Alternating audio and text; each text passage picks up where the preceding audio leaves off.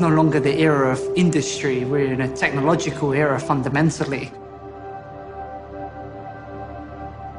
The fascists, they have the resources, but we have imagination. We are making the tools to take back our sovereignty. When we make a giant fuck you to the system, it's breaking that stranglehold on the tools of power that's used against us. The fascists always use the narrative of we are the white knights in shining armor protecting against the threats. We come here and we move out the dark with pure whiteness. That's a false narrative because there is corruption in those castles. The real base of power lies with us. We are the darkness.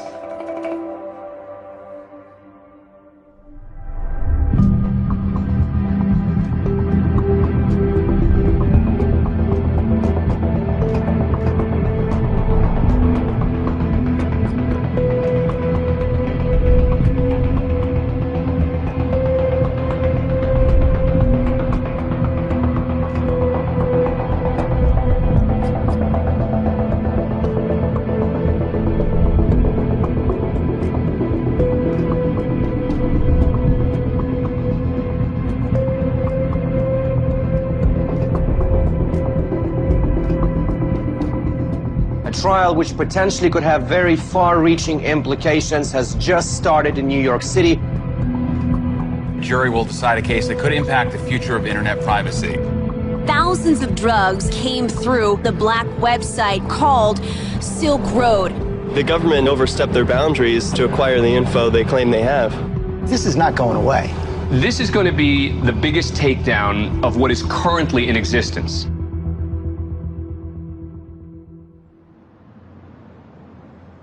On January 13, 2015, a criminal trial began for the accused leader of the Silk Road, a black market in an area of the internet known as the Deep Web.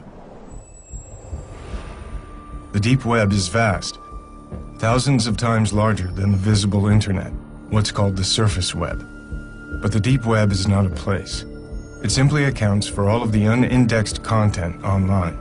Banking data, administrative code for governments, corporations, and universities. It's like looking under the hood of the internet.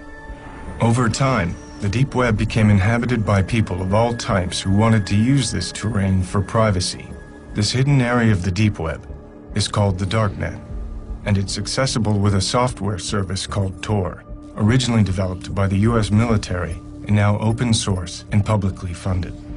And while law enforcement and the media have painted a picture that Tor and the Darknet are nefarious tools for criminals, it's important to understand that they are largely used for good by government agencies, journalists, and dissidents around the world.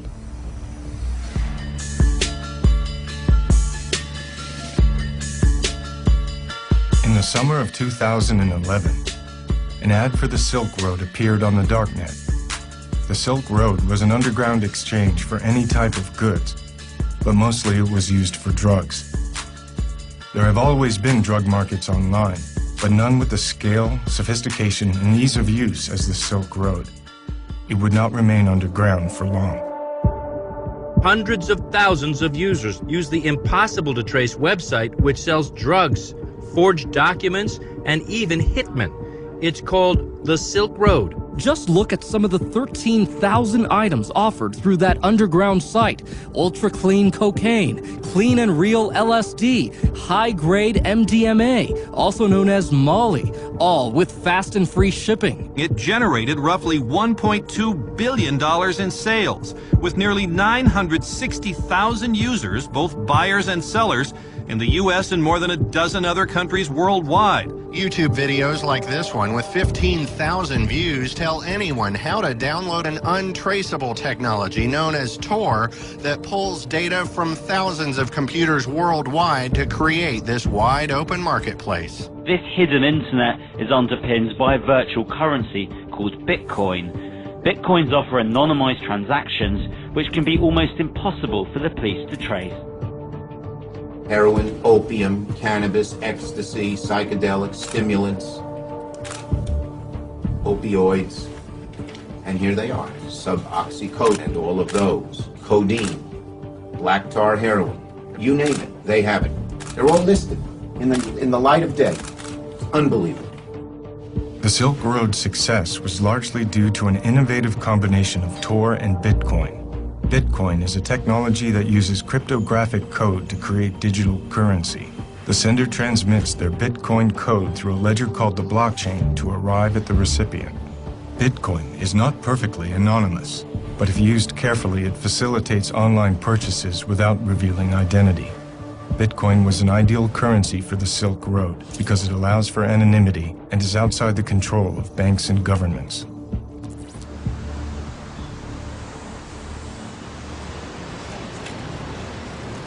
I really became aware of the Silk Road when Adrian Chen at Gawker did his profile.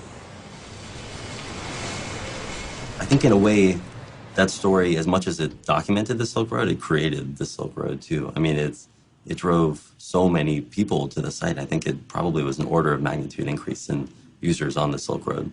So from that point on, I felt like I had missed the story, and I wanted the next big story on the Silk Road. But I was also just fascinated with the community that was, being created there. eBay doesn't have that kind of user community. This was like a really tight-knit movement of people. It was a fascinating thing just to lurk around it. It's a certifiable one-stop shop for illegal drugs that represents the most brazen attempt to peddle drugs online that we have ever seen.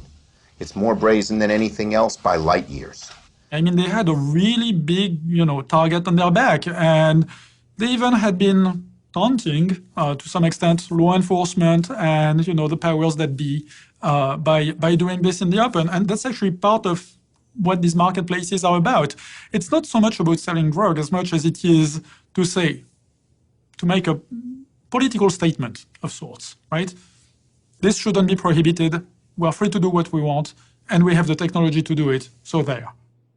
The news around the Silk Road came almost entirely from law enforcement and government officials with little insight from those who were behind the market itself. So the core architects and vendors of the Silk Road were sought out. Using encryption keys to verify their identities and preserving their anonymity, this is the first time they have spoken publicly. The Silk Road forums were a better community than I've ever seen in real life. There were many threads that had great political and philosophical discussions. Sure, there were illegal things going on, but this was a real community of like-minded people. The Silk Road didn't appear to have a single leader. There were the regular posts from the system's administrator, but otherwise the service appeared to be primarily community-run. Then on February 5th, 2012, after a highly successful first year of business, the Silk Road administrator made an announcement. I need an identity separate from the site and the enterprise of which I am now only a part. I need a name. Drumroll, please. My new name is Dread Pirate Roberts. The fact that criminals use it is a great way to demonize it. I definitely do believe that there are people in the U.S. that don't think that the government is doing anything wrong. It's not necessarily something that you're concerned with or that you care too much about or that you're really passionate about until you're standing right in the middle of it. And it's something far more dangerous than any website could ever be. Is what our government has become and how they operate. This goes back to that question of the government kind of trying to treat the internet differently without following the same kind of judicial processes. Well, the Supreme Court has proven that they do not agree. Recently with Riley versus California with an illegal search of a cell phone. Precedent can be set that will limit their ability to infringe on our rights. Someone asked how her political views have shifted. Because suddenly she's standing right in the middle of Tor, Bitcoin, the war on drugs, online anonymity, encryption. And she's had to learn a lot of different things, and also just not only just the whole legal system, but everything around the technology and the case. After over a year in prison, Ross delayed the trial 2 months, stating that important discovery evidence he needed to examine had only just been delivered to him by the prosecution. The FBI shut down what it calls the most sophisticated and extensive criminal marketplace on the internet, but it may be finding new life. The arrest of Ross Ulbricht and closure of the Silk Road did nothing to hamper drug sales on the darknet. Many new markets immediately appeared, including a relaunch of the Silk Road itself, also run by someone calling themselves the Dread Pirate Roberts. And like its predecessor, the Second Silk Road also claimed a mandate of reducing violence and harm in drug transactions. The Dread Pirate tweets, "Silk Road, while under my watch, will never harm a soul. If we did, then we are no better than the thugs on the street." The new Dread Pirate Roberts told me that he knows he can't be around forever, and when he's gone, he's confident someone else will step up and fill the void. You could take down the man, but you can't take down the idea. By this time, statistics appeared claiming the first Silk Road had succeeded in its mission of reducing violence in the drug trade.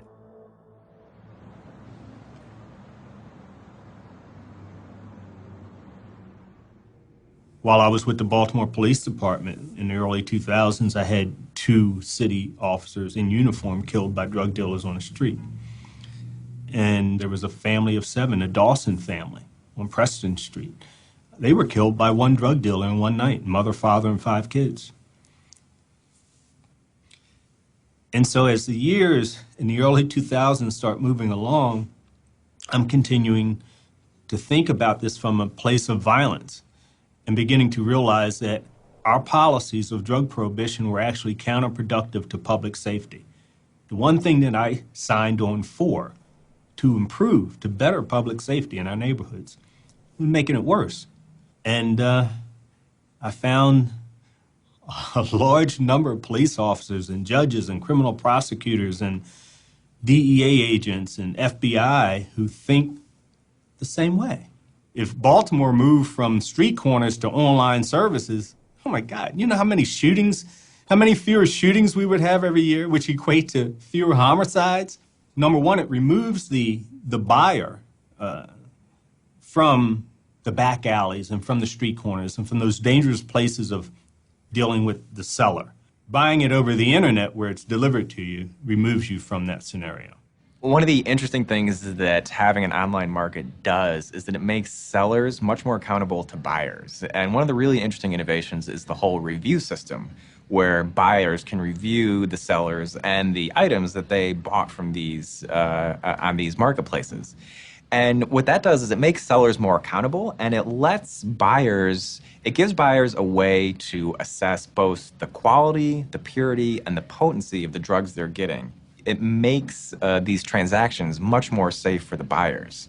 But we're shutting them down, attempting to shut them down, because we will never shut them down.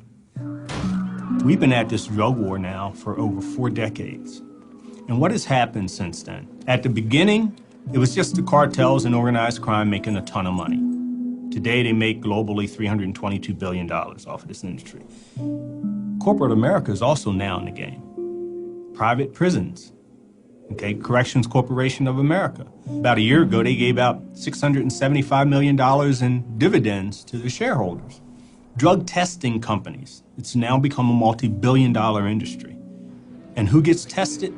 Those who are in prison or under the control of our criminal justice programs on parole and probation. So corporate America's making a lot of money. What about law enforcement? Law enforcement's making a ton of money. The government's 1033 program, where we get armored vehicles and machine guns and whatever we want of the surplus military equipment, that's because of the drug war. Over the years, we've seen these huge bureaucracies build up around the drug war, around prosecuting the drug war. You've got the Drug Enforcement Agency, you've got the Office of National Drug Control Policy. So a lot of the opposition is just rooted in self-interest among places like the FBI and the DEA, where if you're telling somebody who's been in the FBI for 30 years that drugs are no longer a priority, that's an existential threat to them. That kind of takes away their whole reason for existence. You really have to think about the danger of some of these drugs, the severe danger of addiction, the havoc that it reaps on families and children and careers. And so to say that we need to step back and liberalize, well, that's one approach you can take, but then you've got to look at a cause and effect. If we do this, what are the second and third order effects? The FBI, our federal government, they're going to go in and they're shutting these places down. Do you know what? New ones just open up. Because there's so much money to be made, they'll continue to open up. And it's just a dog chasing its tail.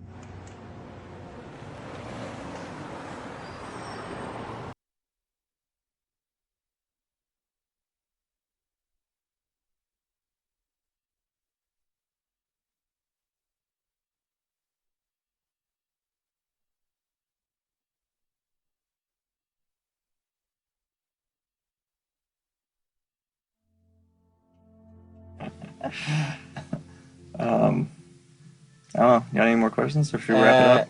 Yeah, future outlook. What are you going to do over the next 5 years? Like one sentence. I'm gonna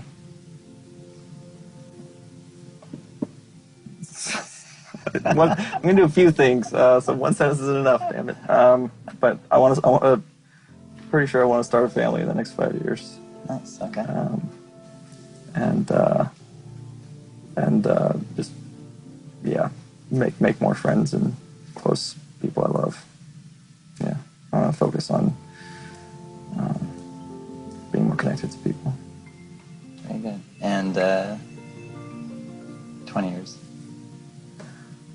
20 years. I want to have had a substantial positive impact on the future of humanity by that time. Do you think you're going to live forever? I think it's a possibility. I honestly do. I think I might live forever in some form by that time. I mean, technology is changing so fast. Yeah. Cool. I hope I'm there. Sweet. Someday we could be a shining beacon of hope for the oppressed people of the world, just as so many oppressed and violated souls have found refuge here already. Will it happen overnight? No. Will it happen in a lifetime? I don't know. Is it worth fighting for until my last breath? Of course. Once you've seen what's possible, how can you do otherwise?